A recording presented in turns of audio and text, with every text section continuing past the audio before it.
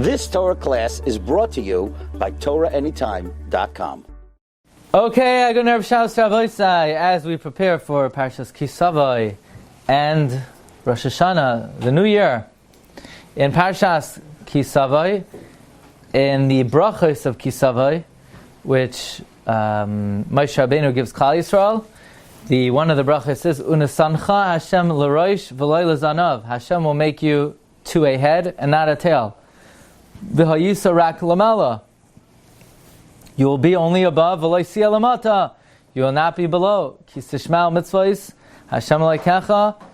When you will listen to the mitzvahs of Hashem your God, Asher Anochi mitzavcha hayom l'shmar v'la'asoi. So here we have a bracha. We'll be the head. We won't be the tail. Sound somewhat familiar? And then later on in the Teichacha, Hu yalvicha v'ata loy salvenu, Hu yiyeh l'roish v'ata tiyeh l'zanav. He will lend to you, and you will not lend to him. He will be the head, and you will be the tail. So we see the bracha is to be the head and not the tail, and the klala is to be the tail and not the head. Now, interestingly, if you look in the Gemara in Hayriyos about the source of what is called Simanei Milsaf, to eat certain foods on Rosh Hashanah in order for it to be a premonition for the upcoming year, nowhere does it say anything about the eating of the head of any item. It says to eat certain fruits. I believe 4 fruits are mentioned. There is absolutely no mention of eating the head of an animal. Yet it is brought in Shulchan Aruch as a legislated custom. Oichlim roish keves, we eat the head of a ram. Loimar niya l'roish l'zanav. We should be the head and not the tail, obviously coming from the Psukim in this week's Parsha. Says the Mishnah Berurah, if you don't happen to have a ram in your backyard, yoichel roish acher shel behema, then of a sheep, that's also good. Obviously that much you have. Oy shaloi, for a chicken. Okay? Don't put a coin and heads and tails. No, don't. That's not what we're talking about. It has to be the head of an animal. Okay? Fish. What do you mean fish? That's your halacha? I'm just telling you what the Mishnah Berurah says. You want to know a fish?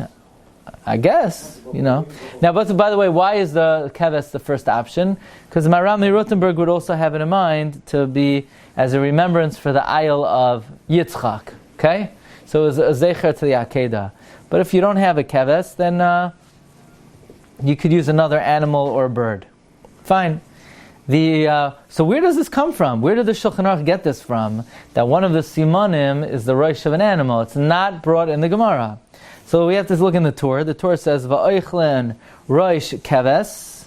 We eat the head of a ram. We eat it. Not look at it, not point to it. You eat it. Don't be scared. V'hareya, and the lungs. Noimar niya l'rosh v'lo l'zanav. Fine. Says the Beis Yosef, where does this come from? It comes from the Mordechai.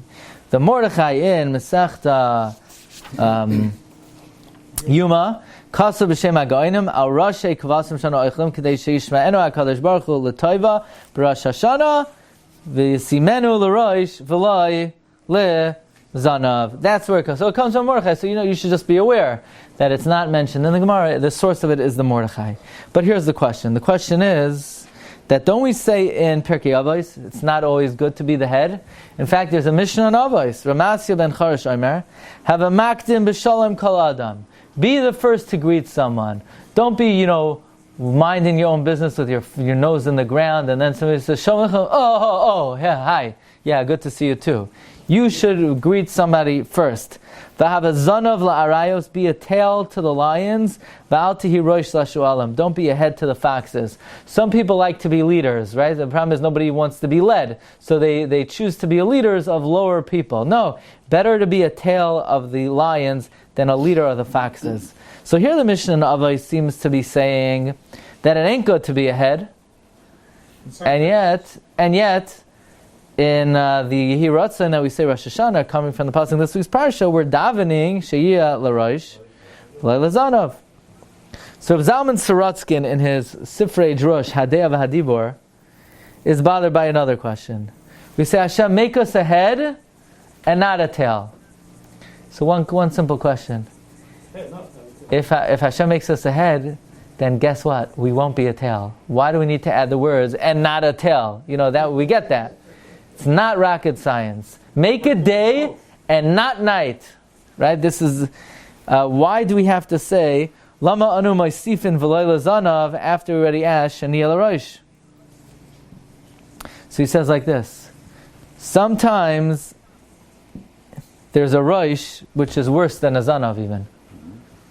How's that? Rosh l'shualim.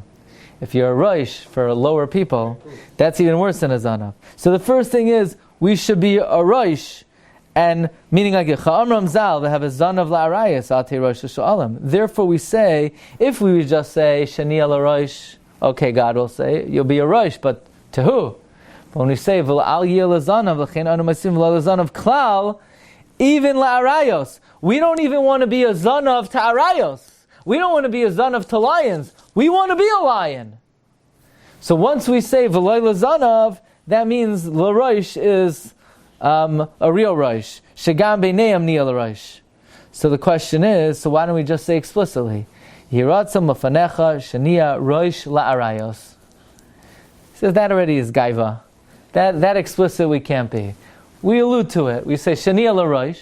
And what kind of rosh? The kind V'lo yeh l'zanav. We don't want to be even a zanav la'arayos at all. So ulai sheyem b'zeh misham yuara. Shkolechem Yisrael misnasei liyos rosh la'arayos. Everybody wants to be, a big leader. Therefore, we say l'rosh stam, and by saying v'lo l'zanav, we're mechavein that the l'rosh means that without saying it explicitly. Okay, that's what Reb Zalman Sorotzkin writes in Hadeya v'Hadibor. In his Oznayim LaTorah, Reb Zalman Sorotzkin also is bothered by, why does the Torah say v'loy l'zanav? Isn't that superfluous? Once it says l'rosh, obviously it's v'loy l'zanav. Aval yesh rosh be'enei adam v'hu zanav be'enei Hashem. The answer is like this. You could have people, they think they're groisa, chashuvim, askonim, rabbonim, rosh yeshiva. They think they are. But be'enei Hashem, they're nothing, shebenothing. They don't even deserve to be called nothing. Nothing is a compliment for them. Uchenemar, like it says, zakein u'nesoi panim hu harosh, v'navi ma'ira shekar. Meaning, rosh means be'enei b'nei adam. Hu hazanav. It's a pasuk in Yeshaya. Zakein u'nesoi panim hu harosh, v'navi ma'ira shekar hu hazanav. Therefore, when we say u'nesan chashem l'rosh, don't think l'rosh means what other people think is a rosh. We say l'loy zanav, that it should be chas v'sham. It should not be where the be'enei Hashem the person is a zanav. I had a dream. Remember? Yeah, right, exactly. Or he says, but as sort of in a humorous fashion, he says like this: you ever see sometimes the fishermen? They cut the fish, and they take the head and they put it together with the tail. So the most of the body ain't there. So they take off the head, they put it with the tail, and they combine it as one. So sometimes they take the rosh of the dog by the tail, and it looks like a dog shalem. Therefore we say it should be a rosh v'loy l'zanav. It shouldn't be a rosh for a zanav, but it should be a rosh for a dog shalem. That's what it means. She'yeh l'rosh v'loy l'zanav. It should be a rosh for a guf, but not for a zanav. Okay. In the Sefer Or Yitzchak, Rabbi Yitzchak Miradville, they say Api Chasidus like this. It should say Shania Rosh. Why? Shania Lirosh. Right? It should just say we should be a Rosh. What does it mean to a Rosh? We should be to a Rosh. The answer is like this. The same question we asked before. We know it's not good to be a Rosh. It's better to be a Talmud of a Tzaddik than to be a head of bad people, a Rosh of Rishonim. The answer is Shania Lirosh. We should be connected to Tzaddikim, to people who are Rosh. Not that we should be a Rosh. Maybe we're not eligible for that. Shania Lirosh. We should be connected to the right Tzaddikim and the right Rabbanim and the right Goinim, and not be a roish for the shualim. He says, "V'novin al derech shamru chazal have a zanav la'arayas v'al tehi roish l'shualim." V'zehu gam kein b'akashasenu shania l'roish afilu l'zanav avaloi l'zanav afilu roish. We should be to the Rosh. Meaning we should belong to a real Rosh even if we're going to be a Zanav. But we shouldn't belong to a Zanav. Another pshat. This comes from Reb Chaim Falaji. Ready for this pshat? A beautiful pshat.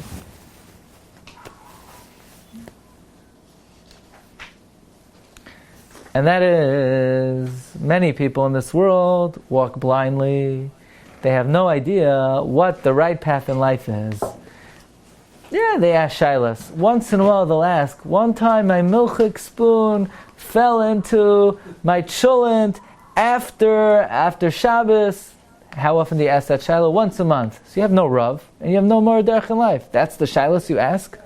You don't ask where you should give your tzedakah money, how you should lead your life. How many times in last year did you ask somebody for guidance in your life?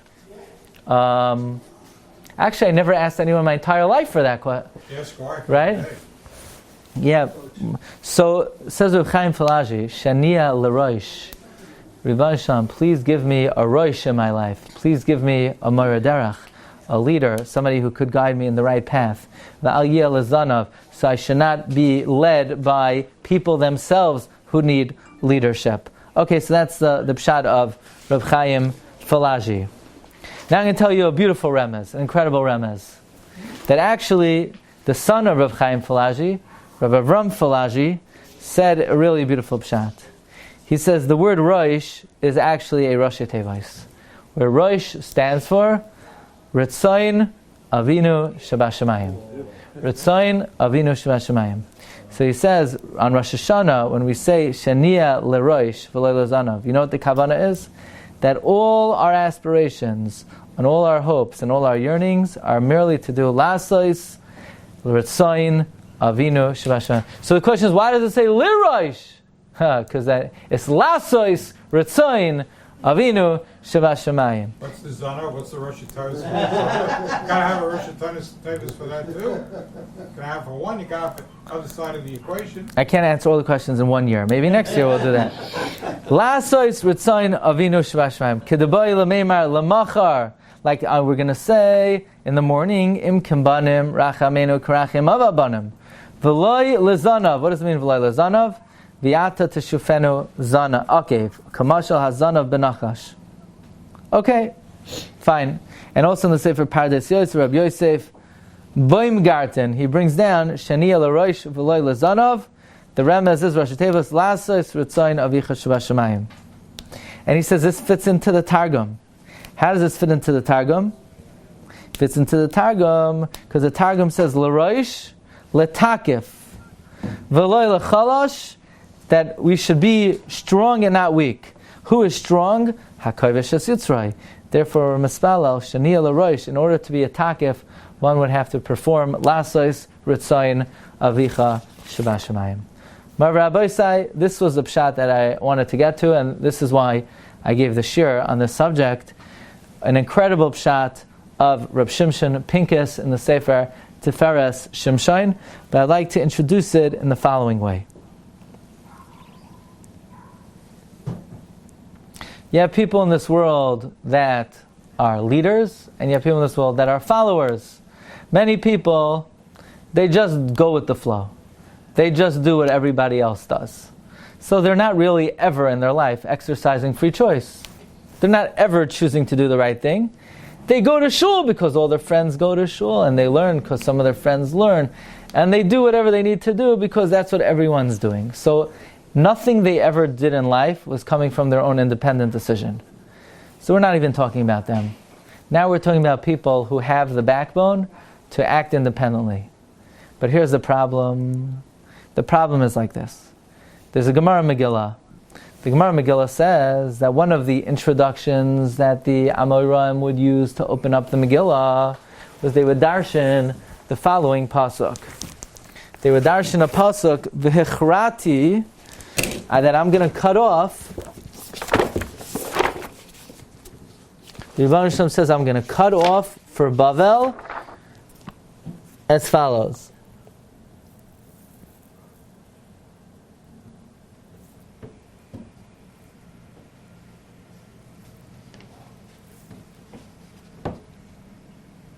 V'kamti aleihem, this is Rabbi Yonasan.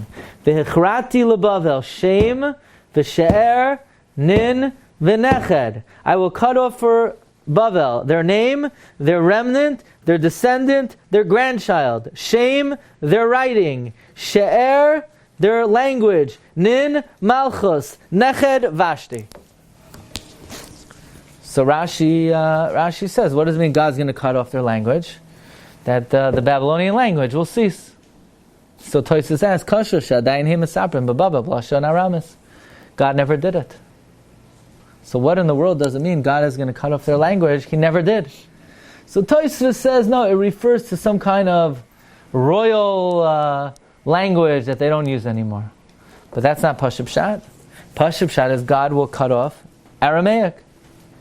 And Tosfos asks, but they still speak Aramaic.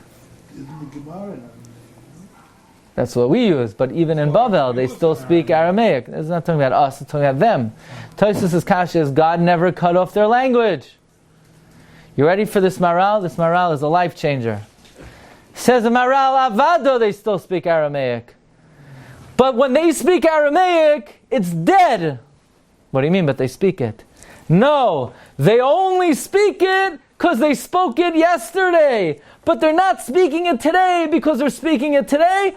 It's just a remnant of the past. And if you just do something today because you did it yesterday, you're not doing it. It doesn't count. It's worthless. It's dead. God cut it off. God killed their language. But they use it just as much as they did before. No, but in the past, the language had vibrancy. Because when they spoke it because they chose to speak it. But now they're only speaking it because they used to speak it. Look in the Maral. The Maral in the Or Chadash. Ulekach ma shehikshu b'Tosfos harei adayin yesh lahem ksav lebavel. Davar zeh ino kasha. Ki em adayin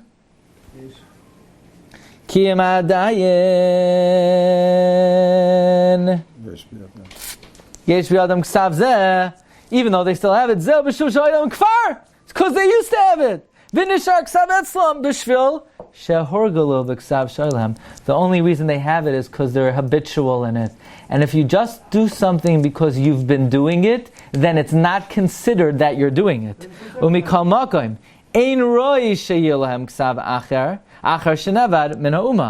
It is not worthy and fitting that they should have the writing because they've been destroyed. Since their identity has been destroyed. The only reason they have it is because they used to have it. V'nishar haksav etzlam, and the ksav remains with them. V'davar zeh yadua l'chol maskil. Anyone who has half a brain understands this. Please don't tell me you don't understand this, okay? So, let me explain. That means like this, that there are things that a person may do in life, but they're only doing them because they did them. But they're not doing them because they're doing them. They're doing them because they're just continuing to do. In other words, you could have people, why do they come here Friday? I don't know, about 7 years ago they decided to come here. Did they decide today? Or they just decided and then, default? The answer is story of my life. As they say, that's the story of our life. The story of our life is we decide to do something and we just continue to do it. Guess how much value that has? 0. It's worthless. It doesn't count. So chazaka means like it's worthless? No, it doesn't have life to it. It's dead. If the only reason you're davening mincha, I don't know, I've been doing it since I'm 13 years old, so I guess I'll do it today. No, are you choosing and you want to daven mincha today? There's nothing, I have a lot of things on my mind. I am now going to choose for the sake of Hashem, leman Hashem daven mincha. If something that you do, if something that you do is only because you have been, it doesn't have value. It's dead. It's dead. It's a mess. Our language is the same. We speak Most people. Not only are they followers, a lot of people are followers, but even people who are leaders, they're a tail. You know who they're a tail to? They're not a tail to somebody else. They're a tail of themselves. Their Rosh was determined 10 years ago, 5 years ago, 3 years ago, 1 year ago. And now they just continue to be a Zanav. I don't know. I daven because I decided once upon a time to daven, and I haven't changed my mind, so I have nothing better to do, so I'll just continue with that. Every day to change your mind. If you don't do it, then you've made it's at least a subconscious. It's called dead. You're dead. It's dead. It's dead service. That's what we say. The tefillah of Rosh Hashanah is Ribbon Shalom. I know I do a lot of mitzvahs, but the problem is they don't have any value because I'm not doing them. I'm just a tale of the first decision that I made to do them. And the same way, the language of Bavel is considered dead because they're not speaking it because they're speaking it now. They're only speaking it because they chose to speak in the past, and it's still there.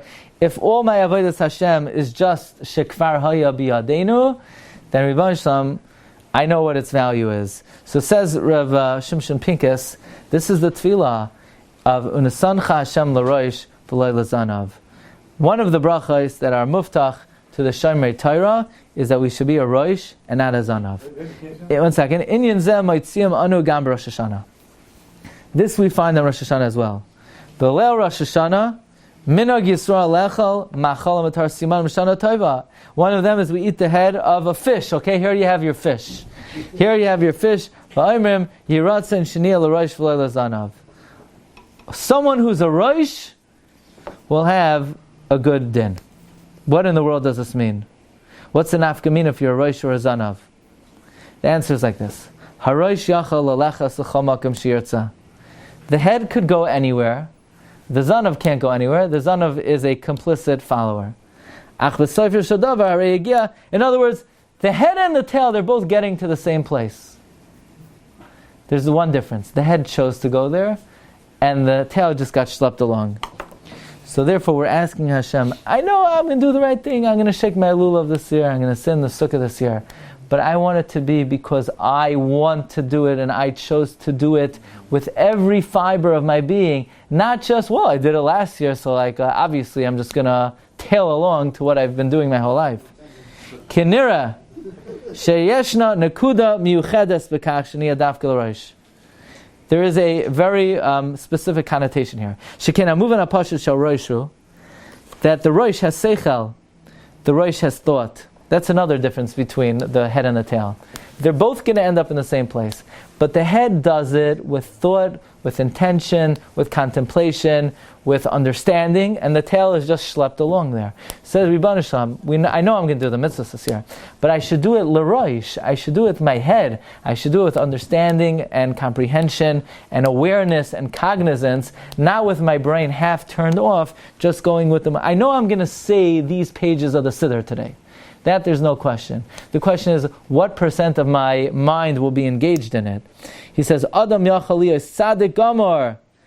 But if they're a tail, the value of their tzidkos is very little. Here are a few examples. This plays out at many points in life. Some people drag, and some people are dragged. You know what it's like? It's like the train. You have the locomotive, you have the front seat, you have many compartments. You don't know, it's hard to know who's pulling who. Sometimes it's the front compartment that has the engine, sometimes it's the caboose that has the engine. We don't know who's the goyer and who's the nigrar. Sometimes it's both.